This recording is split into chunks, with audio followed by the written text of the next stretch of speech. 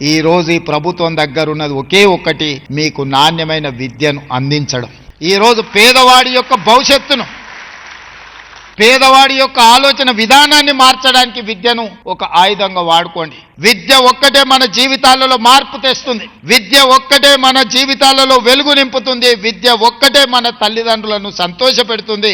ఇవాళ ఈ వేదిక మీద ఉన్న ప్రజాప్రతినిధుల నుంచి ఐఏఎస్ ఐపీఎస్ ఆఫీసర్ల వరకు, ఈ రోజు డీజీపీ గారి నుంచి మొదలు పెడితే ఈ వేదిక మీద ఉన్న ఉన్నతాధికారులందరికీ గౌరవం దక్కింది అని అంటే విద్య వల్ల దక్కిన అధికారమే తప్ప కులం వల్లనో బలం వల్లనో ఆస్తుల వల్లనో ఈ వేదిక మీద వాళ్ళ గౌరవం దక్కలే.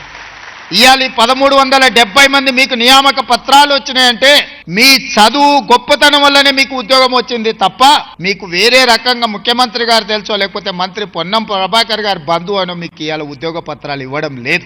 చదువు ఒక్కటే మన జీవితాలలో వెలుగు తీసుకొస్తుంది.